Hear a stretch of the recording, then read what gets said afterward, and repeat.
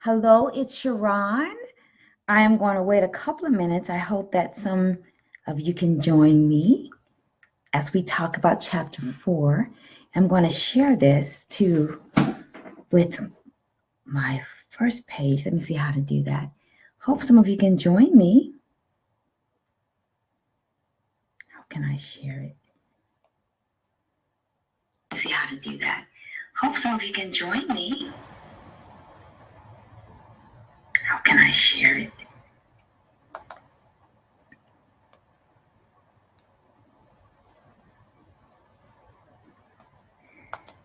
See if anybody's going to join me. I hope that they will. Can join me. See if anybody's going to join me. I hope that they will. Can join me.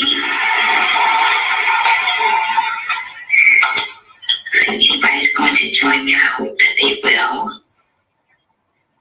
Can join me.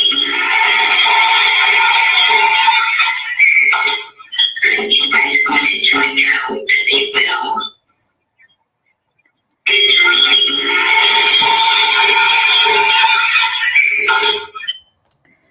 Well, I'll get started. Anyway, my name is Sharron Jamison, and I am the CEO and the founder of the Jamison Group. And I'm so excited to be here, and I hope some people can join me. I wanted to continue our discussion on my book, I Have Learned a Few Things, and we were considering chapter 4, which is the title, That Is Too Darn Expensive. And I think it's important that we have these discussions because sometimes in our lives, we pay too high of a financial, emotional, spiritual, and intellectual price for something that has very little value. And so I wrote this chapter to help us consider, are we paying for things that have such a low value that we leave ourselves emotionally, spiritually, intellectually, and financially bankrupt? And if we are paying for anything that provides, that has a high cost but no return on investment, we are overpaying and we leave ourselves in a deficit. So, hey, Judy. So I want to, if you will consider with me an acronym. You know, I love to teach with acronyms. An acronym that I used this weekend with some of my clients is the acronym called P.R.I.C.E.S. P.R.I.C.E. P.R.I.C.E.S. Because I feel like sometimes we need a framework to help us ascertain if we are paying too high of a price on our souls, our bodies, our spirits for something that really does not serve us or sustain us or support us in healthy and sustainable ways. So the P stands for we are paying too high of a price for anything and anyone when it causes us to lose pride in ourselves. Pride is the first P, the pride in ourselves. Now, when I talk about losing pride, I'm not talking about hubris. I'm not talking about our ego. I'm saying that when we are participating in anything, hey, Judy, Dr. Bowman, that prevents us from feeling good about something that we're participating in. If we're participating in anything that does not give us satisfaction, gratification, fulfillment, we are paying too high of a price. So the question is, when we are engaging with people or when we are engaging in organizations, do we feel good about what we're doing? And if we are not feeling good about it, if we don't feel gratified or satisfied, if we don't feel like we're doing something purposeful, why are we doing it? Sometimes I deal with so many of my clients that they feel that they are forced in these boxes where they have to be mediocre or they have to be mundane or average.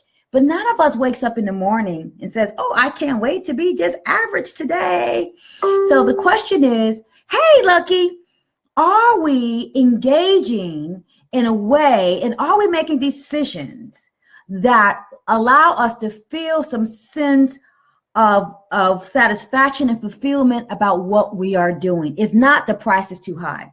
My motto is, if I'm going to do something and there's no good, no grace, no great, or no God, that means I have to go.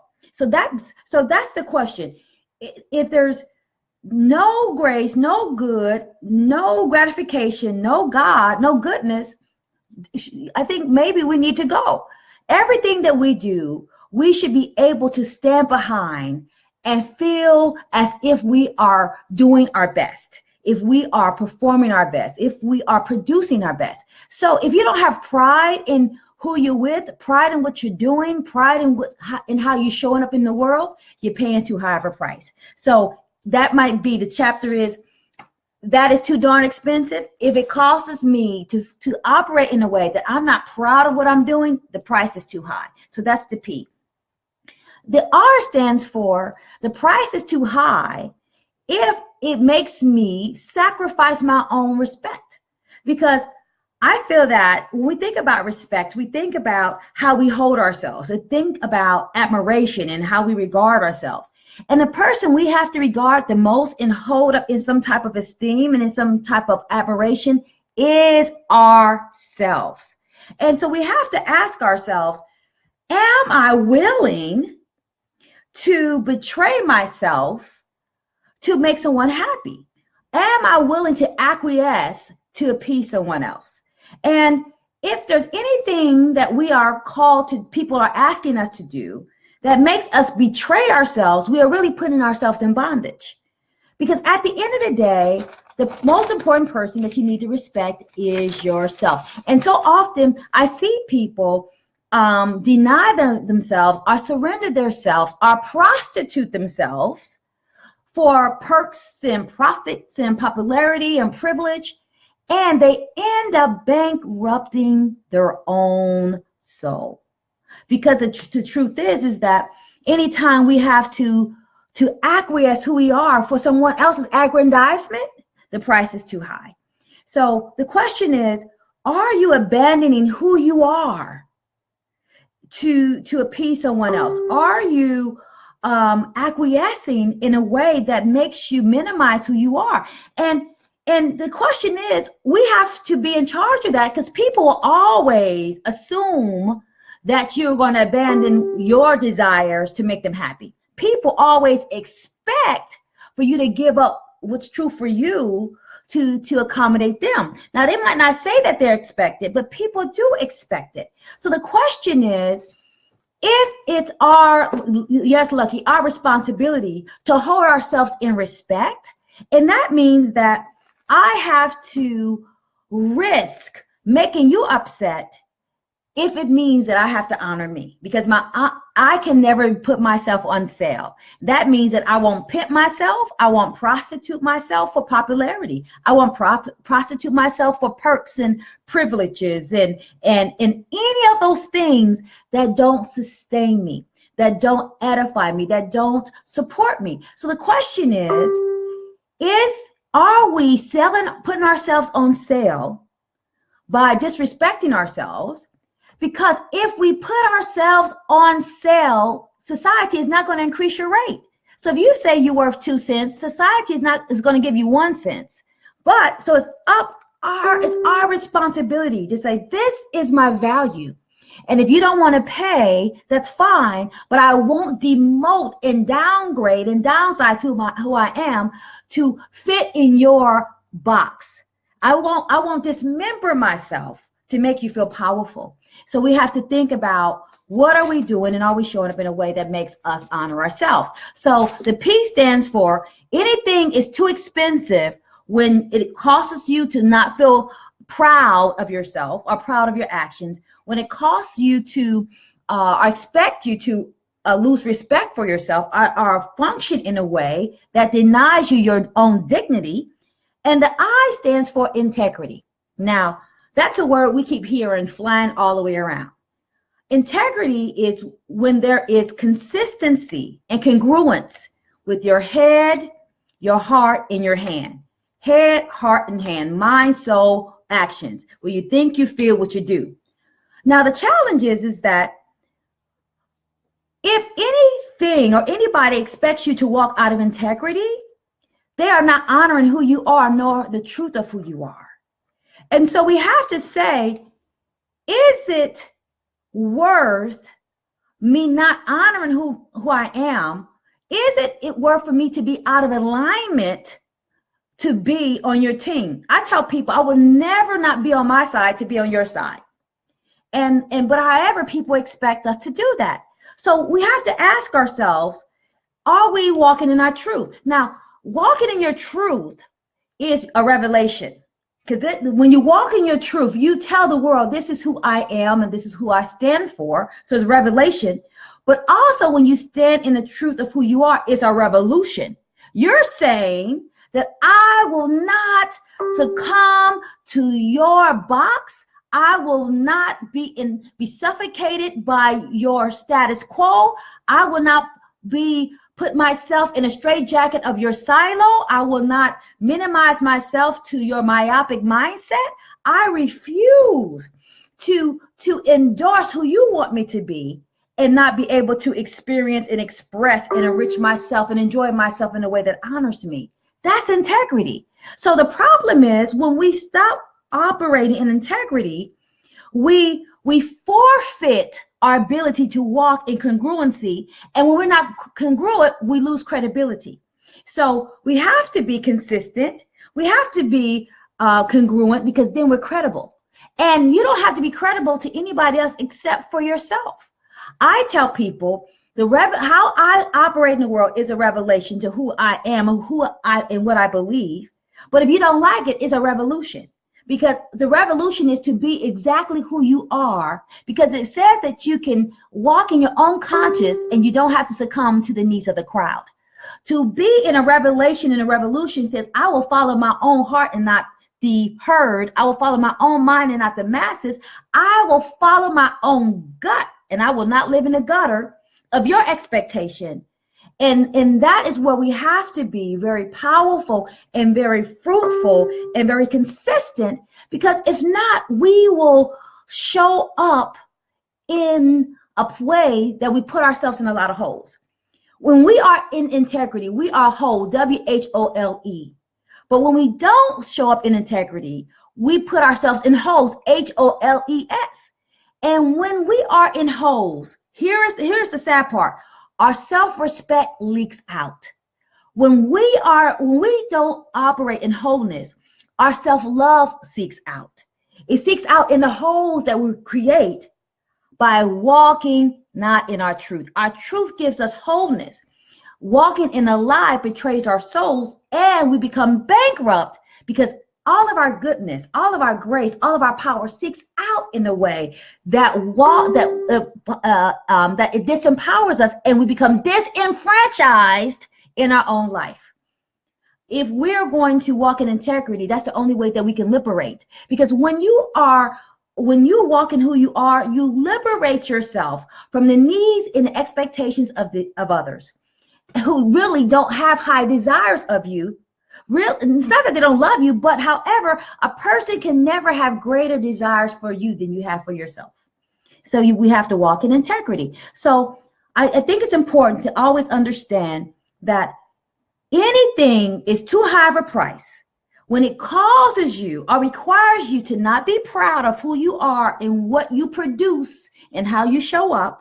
When it requires you to lose your self-respect and pimp yourself and prostitute yourself for the highest bidder, or when it causes you to not walk in integrity.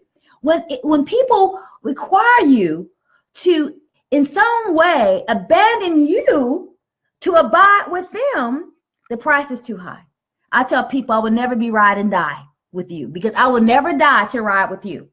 And so the only thing that we have to do is ask ourselves, are we in integrity? And if not, that's something we have to do. Thanks for joining me, Yvette and Lucky. I don't have my glasses on. I have my lashes on, but not my glasses. So I look cute, but I can't see. The C stands for contribution. We are paying too high of a price if we are with people who won't allow us to contribute our gifts and our talents that God has given us.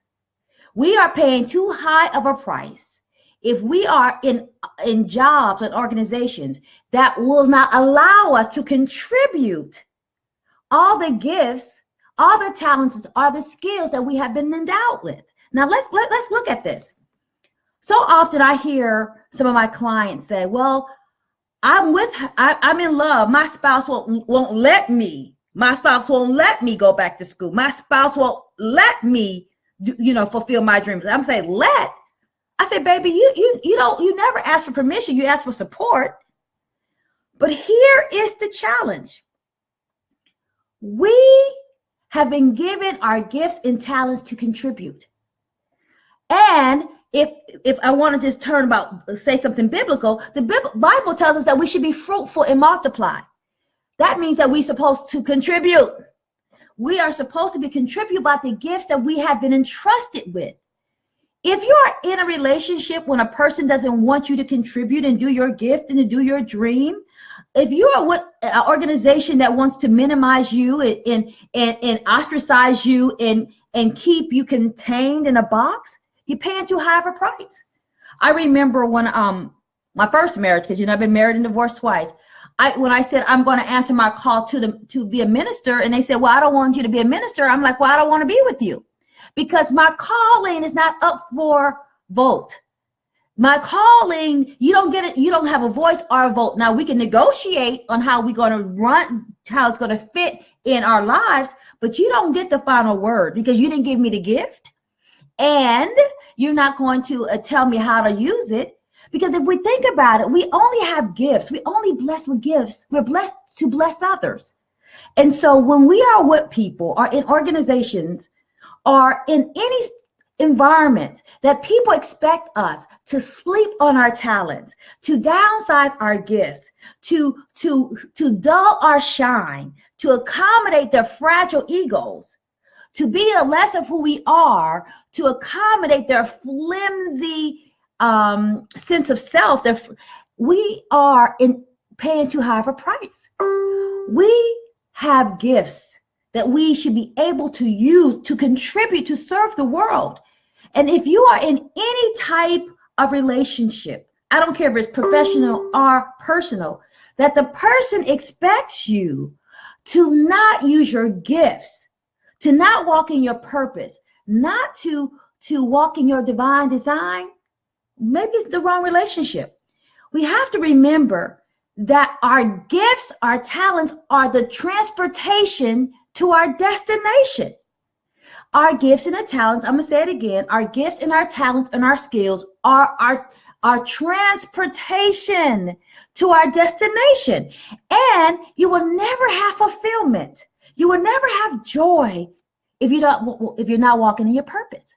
So if you're with a person who expects you to give up your purpose to accommodate them, the price is too high. The price is too high. A person should love you in a way that they demand and challenge you to be your best self. And if being mediocre makes somebody happy, that's the wrong friend. If being average makes somebody okay, that's the wrong friend. If you are even in a professional setting that you're not growing and you're not developing and you're not doing anything that allows you to self-actualize and to really discover more of who you are, you're in the wrong place. Every relationship should provide space for you to discover more of who you are, because it's in our relationships when we are introduced to different parts of who we are. In our relationships where we are able to experience and to express and to enjoy and to enrich who we are. So if you are in any setting that a person expects you to shrink, if somebody expects you to be caged and confined by their needs, if somebody expects you to become contained or suffocated in a straitjacket of the status quo, you gotta go. So you're paying too high of a price. So that's C. If a person expects you not to contribute based on your ability, oh yes, Judy, and the church too. If the church, any religious organization, expects you to be less of who you are to accommodate their theology, you're in the wrong spot. I feel this. If a person expects me to only love and to serve God in a way that they deem is appropriate, I gotta go. Because God is too big to be contained by somebody else's understanding of God. And God is too big to be contained based on somebody else's understanding of how you experience and serve God. I don't believe in all the pageantry and all the pomp and circumstance. And if I have to limit myself and to worship and serve God in a way that's pleasing to you, I'm going to please myself and leave. Yes? So that's really important. So the C is contribution. The E stands for we are paying too high of a price when we engage in organizations and with people where we feel disempowered. When you have to give up your empowerment, you are paying too high of a price. Why is that? We should never surrender our agency and our authority and our ability to make decisions for ourselves to someone else. Now, if it's God, that's different. But I say God is over here. Everybody else, we get to negotiate. But when we are in places where we have to accept somebody dictating versus negotiating, we're paying too high of a price.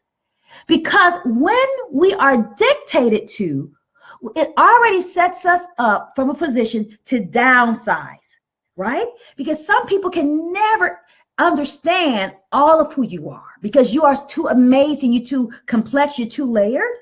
And so if a person expects that you should give up your ability and your agency and your authority to be who you are, the price is too high. Now, I'll tell people, listen, we can share, but I won't surrender.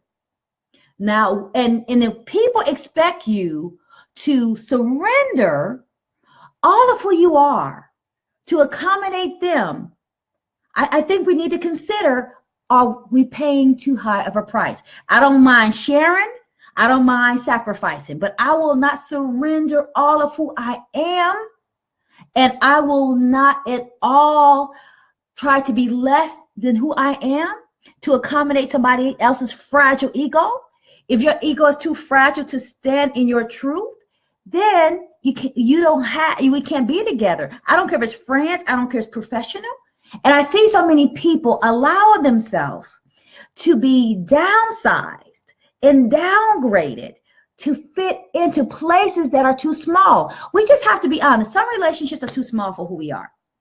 And some relationships are too small for what you are becoming. And that's okay. It doesn't make you better than anybody else. It doesn't make you special.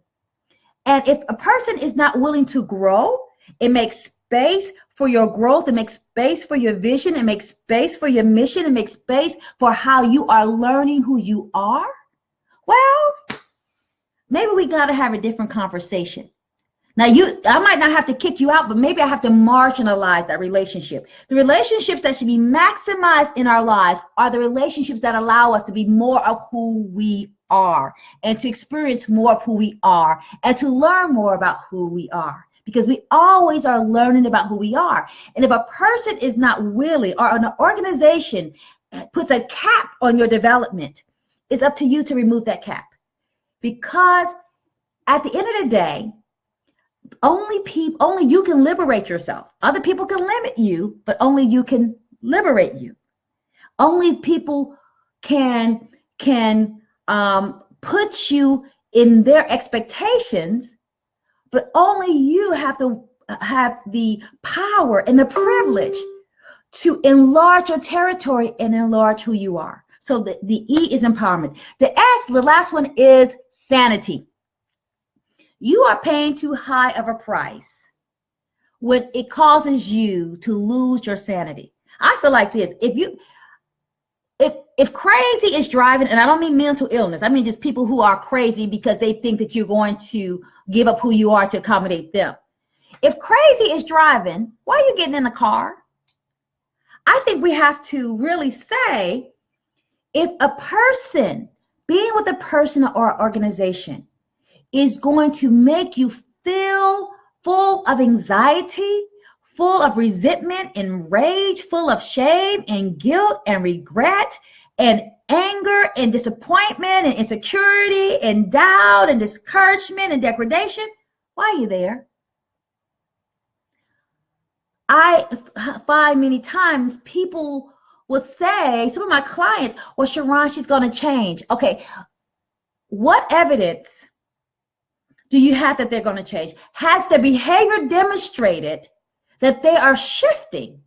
Because at the end of the day, you are the one who gets to choose what you will accommodate. And that's why sometimes we are compliant to other people's needs, which makes us complicit in our own bondage. I'm going to say that again. When we are compliant to someone else's needs, sometimes it makes us complicit in our own oppression, in our own bondage. It's like they force you in the cage, but you have the key and you're locking the door. And so we have to ask ourselves, are we putting ourselves in situations that will be toxic not only to our mind but to our soul? And if we are in the situation where we have to hustle for love, where we have to hustle for acknowledgement and approval, when we have to hustle and work for it to be seen, the price is too high. In every situation, people who are closest to us, we should always, I'm saying should, feel visible, valued, and validated. We should always feel visible. They should see us. Valued. They should know that being in our life means something. And validated. They should be able to validate our gifts and validate who we're trying to be. Now, if you're invisible, you're in the wrong relationship. If you don't feel valued, why are you hanging around? If people can't validate your power, your gifts, and your anointing, why are you hanging with them? We already have enough self-doubt. We never need to have more doubt, nor invite doubt in our lives, because sometimes we invite doubt. We invite chaos when we accommodate somebody else's pathology. When you make room for somebody else's cray-cray, when you make space for someone else's inconsistency or instability, when you accommodate their addiction, you are allowing it in your life. I'm not saying kick them to the curb. I'm just saying some relationships need to be marginalized, because if not, you will make your life be filled with people who are emotionally needy and emotionally greedy. And when our lives are filled with people who are emotionally needy and emotionally greedy, we don't get fed. And so they walk around emotionally fat, and we walk around emotionally malnourished. And so then we have no power, because we are defeated. We are deflated. We have been negligent because we have not accepted our responsibility to honor ourselves. So we have to ask ourselves, is this relationship too expensive on my heart, my mind, and soul? Is this job too expensive? Is this crazy boss too expensive? Because some things in life are too expensive. So I want us to consider, the 6 things that I want us to keep in our minds and our hearts. We are paying too high of a price if we have to give up our pride, when we're not proud of what we do and how we're functioning. When we lose respect for ourselves and our goals, when we lose respect for our vision, when we lose respect for our truth. We are paying too high of a price when we are not in integrity, when we're selling our soul for profits and perks and popularity and privilege. We are losing, we're paying too high of a price when we fail to be able to contribute by using our gifts and our skills, because the Bible even says to use what's in our hand. And if you can't use what's in your hand, you're in a wrong situation. When we are paying too high of a price, when we don't feel empowered, when we feel that somebody else is making decisions for us and we have no ability, no authority, and no agency in ourselves, and so we are forced to work for somebody else's self-aggrandizement and appeasement. And then we are paying too high of a price when we lose our sanity. right? Your mind ain't for sale. Your spirit ain't for sale. And again, I'm going to say it again. If you put a low value on yourself, society will never increase the rate. So you have to make your rate high. So I want to say there's 6 things I want you to consider. And it's, again, chapter 4. How do you know if things are too expensive? Here are 6 things. 1, if the cost of compromising, what is the cost? I'm sorry. It says, you determine the cost by answering the following questions. Here are the following questions. What is the cost of compromising who you are for what you want? That's the first thing. 2, will the financial benefits gained today spiritually break you in your relationship later?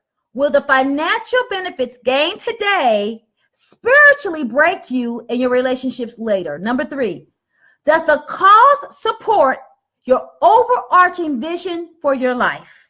Number 4, does the price align with your principles?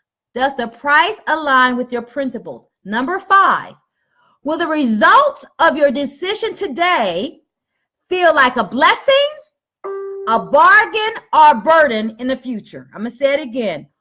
Will the results of your decision today feel like a blessing, a bargain, or a burden in the future? And 6, are you making a permanent decision based on a temporary problem? Are you making a permanent decision based on a temporary problem? So these are the questions in chapter 4 of I've Learned a Few Things. The chapter is called This is Too Darn Expensive. Don't put yourself on sale. It's out of I Have Learned a Few Things. And so I hope that this was helpful. And I want you to continue to think about, how are you showing up in the world? And are you showing up in a space of honor? Because people will treat you based on what you will allow. And I hope you are not allowing anybody to treat you less than royalty, because you are royalty. So thank you so much for joining me, Dr. Bowman and Lucky and Crystal and Michelle. Thank you so much. I can't see that well because I wear glasses, but I'm too vain to put them on. Thanks so much for being here. Again, I want you, the people who are with me in the Dare to Soar Higher group, I will be sending you a free a coaching program called P.R.I.C.E.S, because I said whoever joins me in the group. So I will be sending that to you, a free link, so you can get the P.R.I.C.E.S 10-day journey for free for joining me. And also I want to make sure to be on the lookout, because we will start promoting You Can Depend on You, which is a 6-week online coaching program where we will talk about how to strategize our lives to live in greater integrity of who we are, so we can walk in truth and we can just abandon traditions that don't support us. So thanks so much for being here today. I appreciate it. And let's dare to soar higher as we walk in our value, and as we walk in a way that lets people know that you're not for sale, you're not a discount, you are not a Walmart, Target, Kmart brand. You are a brand that supersedes money, because everything that has a high price is not valuable, but people can never put a price on you, because you are valuable, because you are fearfully and wonderfully made. Thanks so much for joining me. Blessings to you always, and God bless you.